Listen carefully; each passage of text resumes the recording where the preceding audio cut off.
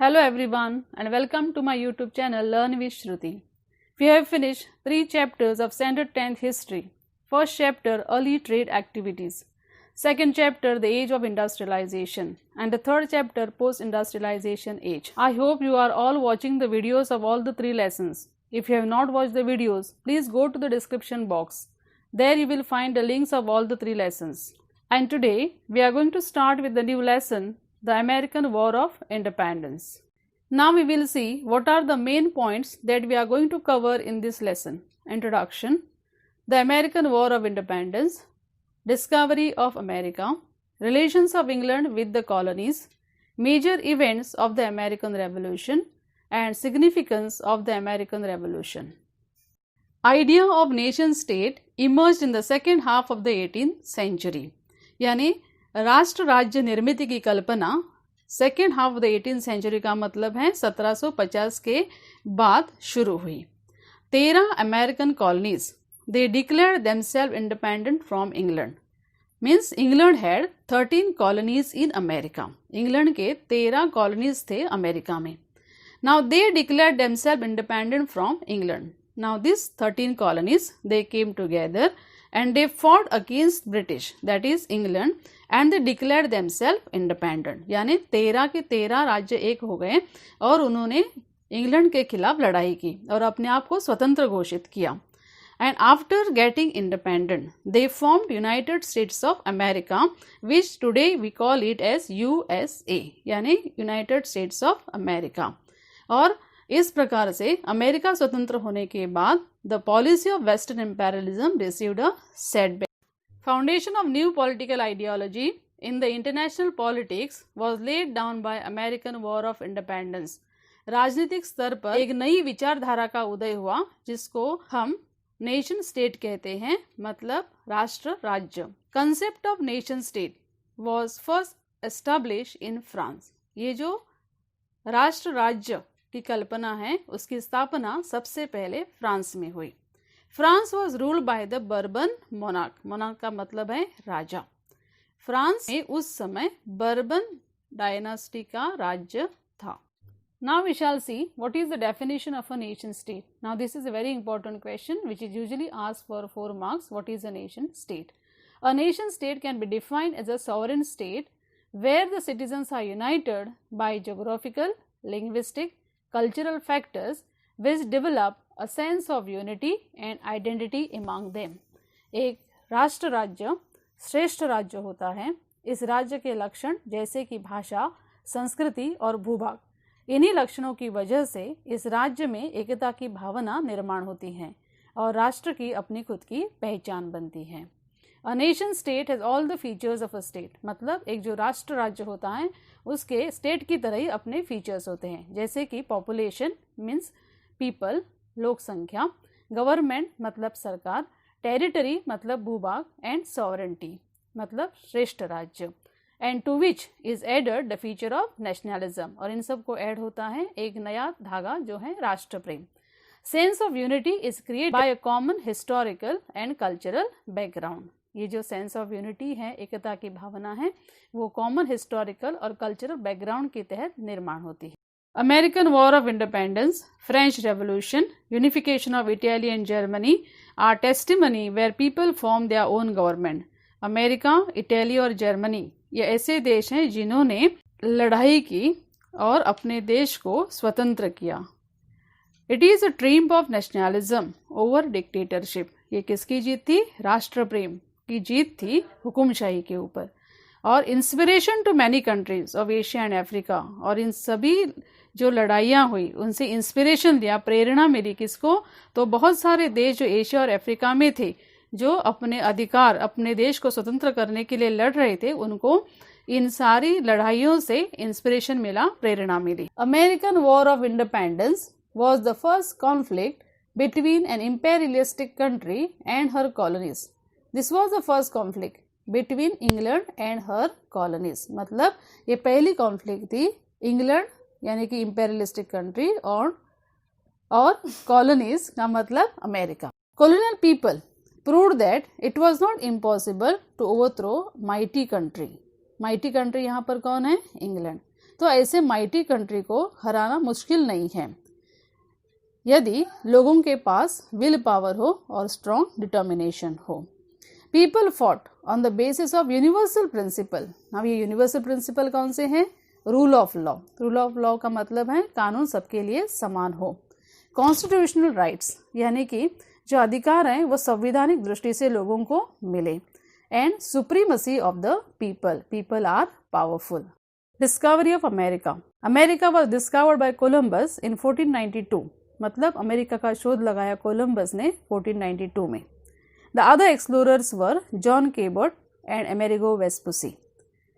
They initiated its process of colonization. Europeans went to America mainly for trade.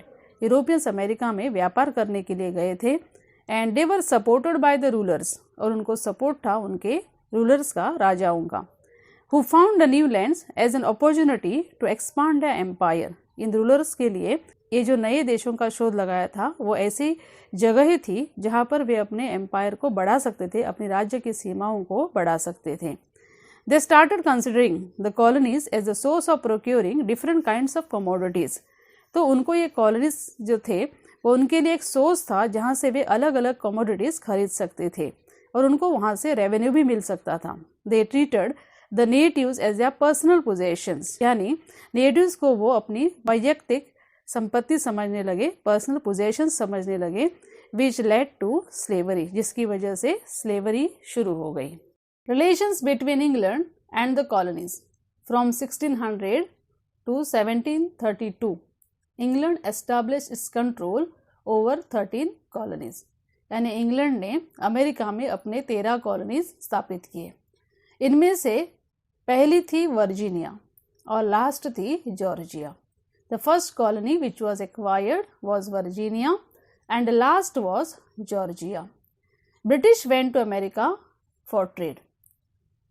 But when the race for colonies began among the European countries, they realized that they have to establish political control over the colonies. And one more reason why they realized the importance of establishing political control was trouble increase when they face opposition from the natives. यानी जो original लोग थे America के, उन्होंने भी ब्रिटिशों को oppose करना शुरू कर दिया, विरोध करना शुरू कर दिया। And therefore British has to establish its political control over the colonies. Therefore British appointed governors in every colony. The colonies were tolerating the discriminatory policies of England with respect to trade and commerce and taxation. जो colonies थी वो सहन करती थी England की भेदभावपूर्ण policy with respect to trade and commerce and taxation. Now why the colonies were tolerating the discriminatory policies of England? Very important question. Because they depend on England for their security from France. क्योंकि American colonies England पर depend रहती थी अपनी सुरक्षा के लिए, क्योंकि उनको डर था कि कहीं फ्रांस उन पर अटैक न करे। They feared that France would attack them from Canada which was a French colony. अभी कनाडा जो थी वो फ्रांस की कॉलोनी थी और कनाडा की तरफ से अमेरिकन कॉलोनीज पर अटैक करना बहुत ही आसान था फ्रांस के लिए। लेकिन क्या हुआ कि France and England they fought war for 7 years and in this war France was defeated by England. और इस वॉर में इंग्लैंड ने फ्रांस को हरा दिया और इन दोनों के बीच में they sign a treaty and the treaty is known as the Treaty of Paris. It was signed in 1763 and the fear that France would attack them from Canada came to an end. यानी कि France उन पर attack कर सकता था, वह डर उनका खत्म हो गया। From 1763, the relations between England and the colonies were slowly becoming sour. Why the relation was becoming sour? Means उनके इंग्लैंड और अमेरिका के बीच की जो रिलेशंस थी वो धीरे धीरे खराब होने लगी। क्यों खराब होने लगी? Because the British government began to tighten their imperialistic control. British सरकार ने अपनी पकड़ अमेरिकन कॉलोनीज पर मजबूत करना शुरू कर दिया। Dissent among the colonies started when the British parliament passed a number of laws. लोगों का गुस्सा बढ़ा कब? ब्रिटिश पार्लियामेंट ने अनेक प्रकार के कानून बनाए और अलग अलग प्रकार से रेवेन्यू कलेक्ट करना शुरू कर दिया। और उन्हें बताया कि why they are collecting the revenue, because they were facing financial crisis after the 7 years war. उनके पास पैसा नहीं था, पैसे की कमी थी आफ्टर द 7 years वॉर। और England argued that the conflict was fought mainly for the safety of the colonies and so the expenses had to be recovered from them। England ने क्या जस्टिफिकेशन दिया कि जो कॉन्फ्लिक्ट थी, जो England और France के बीच में जो लड़ाई हुई, वो क्यों हुई थी? क्योंकि सेफ्टी ऑफ द कॉलोनीज, किसकी सेफ्टी के लिए? अमेरिकन कॉलोनीज की सेफ्टी यानी सुरक्षा के लिए।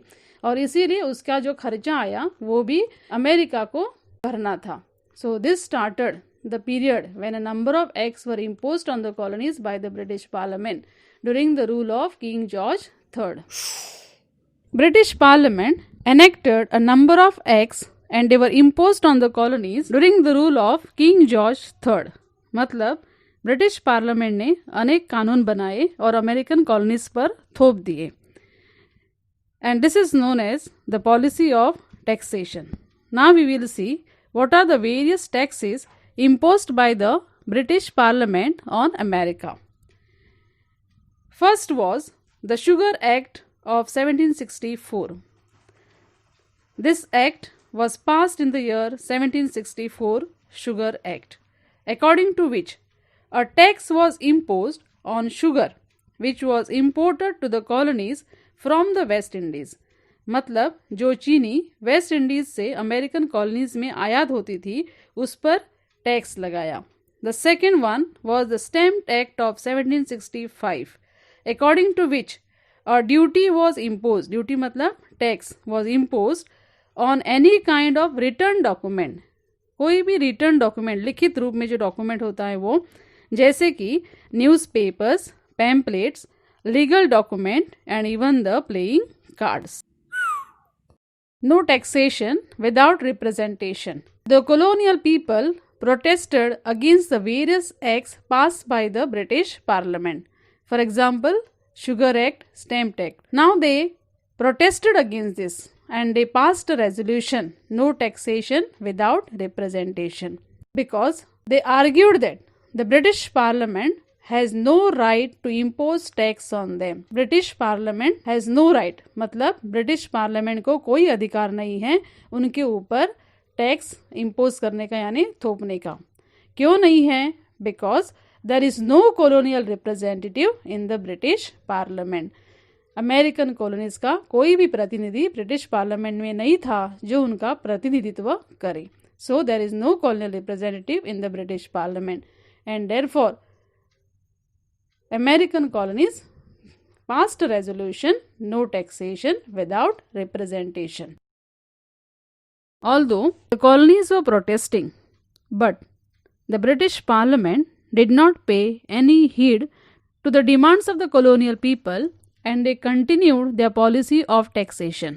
मतलब अमेरिकन कॉलोनीज विरोध करते रहे लेकिन ब्रिटिश पार्लियामेंट पर उसका कोई असर नहीं हुआ। उल्टा ब्रिटिश पार्लियामेंट ने और कई सारे कानून बनाना शुरू कर दिया। The first one of them was the township act which was passed in the year 1767, according to which the duties were imposed on the colonial imports of glass, paper, paints etcetera. मतलब इस township act के तहत जो colonies import करते थे glass, paper और paints का, इन सारी वस्तुओं पर ब्रिटिश पार्लियामेंट ने टैक्स लगा दिया। लेकिन due to the increasing pressure they had to withdraw it. मतलब अमेरिकन कॉलोनीज का बढ़ता हुआ प्रेशर, बढ़ता हुआ विरोध देखकर ब्रिटिश पार्लियामेंट ने इस कानून को खारिज कर दिया। इन 1773 the British parliament passed one more act and that act is known as the Tea Act in 1773, according to which the East India Company, which was set up by England, got the monopoly to carry tea trade with the colonies. मतलब जो east India company England ने स्थापित की थी, उस east India company को American colonies के साथ व्यापार करने का एकाधिकार मिल गया। मोनोपोली का मतलब है एकाधिकार, मतलब और कोई भी कंपनी अमेरिकन कॉलोनीज के साथ व्यापार नहीं कर सकती है। Boston tea party. Now what is the incident Boston tea party, और describe the incident of the Boston tea party. Now this time the colonial people resented with action, मतलब colonial people यानी अमेरिका के लोगों ने अभी निर्णय किया कि अभी हम कार्रवाई करके ही रहेंगे। तो हुआ क्या, British ship loaded with the tea boxes reached in the Boston harbour, यानी ब्रिटिशों का जहाज चाय के बक्सों से भरा हुआ बोस्टन हार्बर पर पहुंचा। A group of colonist dressed as red Indians. Red Indians मतलब नेटिव्स ऑफ अमेरिका, यानी ओरिजिनल लोग अमेरिका के, तो उनके जैसा ड्रेस करके कॉलोनिस्ट जहाज पर चढ़े। They entered the ship and drove away the tea boxes into the sea. जहाज पर चढ़ने के बाद उन्होंने सारे के सारे बॉक्सेस जो थे चाय के भरे हुए उन्होंने नदी में फेंक दिए। और this incident became famous as a Boston Tea Party. The question is asked for 4 marks. Describe the incident of Boston Tea Party. Very important question. So after the incident of the Boston Tea Party, the British government took severe action against the colonists. Now, to penalize the colonies, Boston port was closed down. मतलब colonist को शिक्षा देने के लिए जो Boston port था उसको बंद किया गया। Secondly, a number of repressive measures were pass by the British parliament. अनेक ऐसे हथकंडे ब्रिटिश पार्लियामेंट ने अपनाए और लोगों को दबाने की कोशिश की। This anti colonial attitude of England brought the colonist move closer to one another.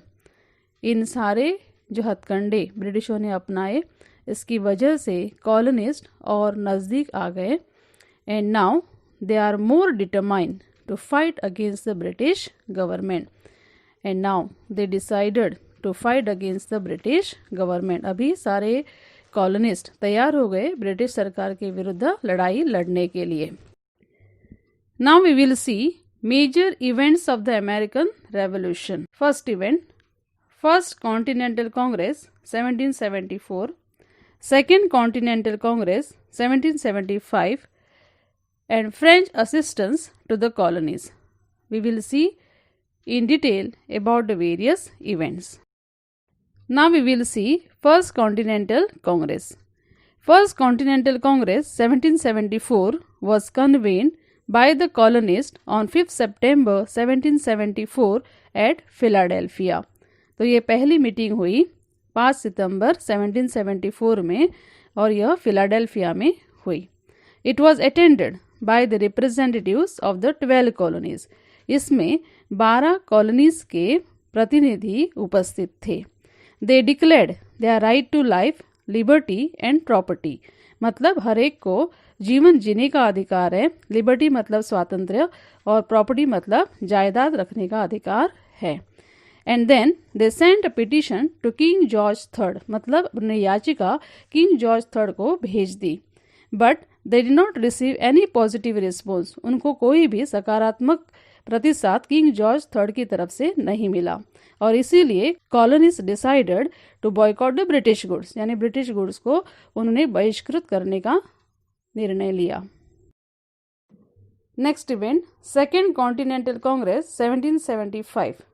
It was convened on 10th May 1775. John Hancock was elected as the president. Continental Army was formed. George Washington was appointed as the commander-in-chief of the colonial army. Now here is very important, who was the commander-in-chief of the colonial army? George Washington was appointed as the commander-in-chief of the colonial army. Clashes had already begun. The delegates adopted the olive branch petition to be sent to the King George III in order to avoid the conflict.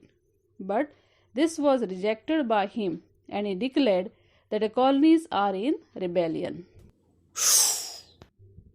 On 4th July 1776, Thomas Jefferson drafted the Declaration of Independence. स्वतंत्रता की घोषणा Thomas Jefferson ने की।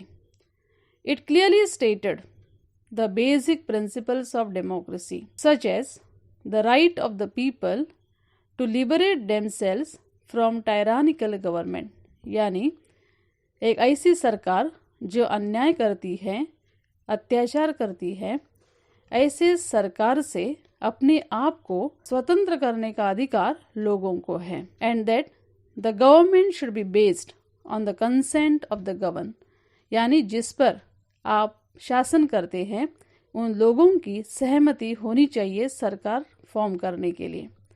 And this is said to be one of the noblest document in the history of mankind.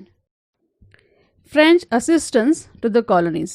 The colonists were not trained military soldiers. मतलब colonists जो थे वो train नहीं थे, लेकिन अपने आप को स्वतंत्र करने की उनमें प्रबल इच्छा शक्ति थी.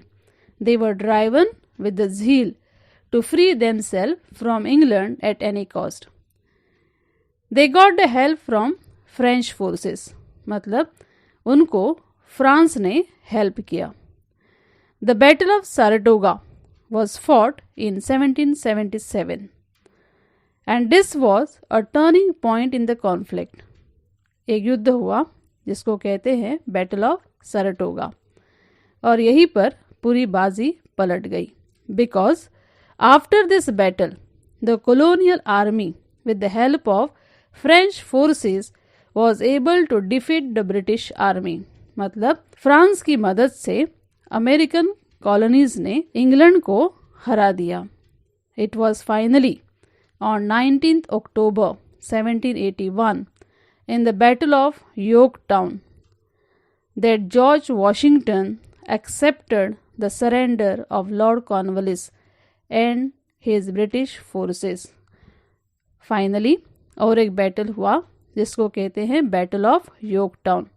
यहाँ पर जॉर्ज वॉशिंगटन ने, जो ब्रिटिश फोर्सेस के कमांडर थे लॉर्ड कॉर्नवालिस, उनके हाथों से सरेंडर के डॉक्यूमेंट ले लिए.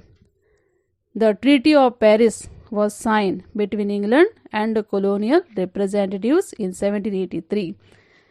यह ट्रीटी ऑफ पेरिस साइन हुई, यानी एग्रीमेंट साइन हुआ इंग्लैंड और colonial representative के बीच, and which proclaim the independence to the colonies and the establishment of the United States of America.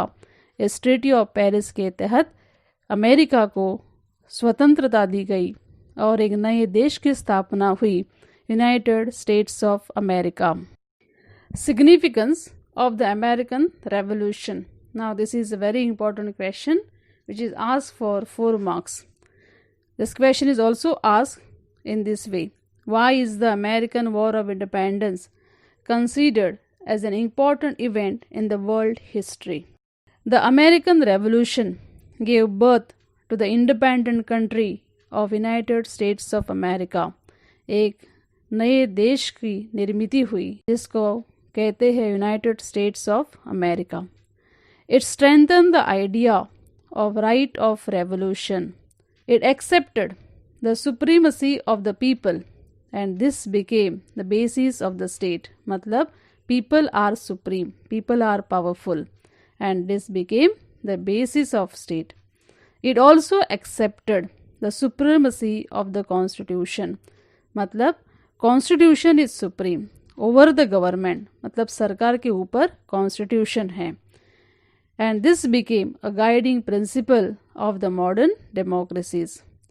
The victory of the American Revolution influenced the movements around the world. यानी American revolution की वजह से जो American लोगों को विजय मिली, उसके कारण बाकी सारे देश जो गुलामी में थे उनको भी प्रेरणा मिली.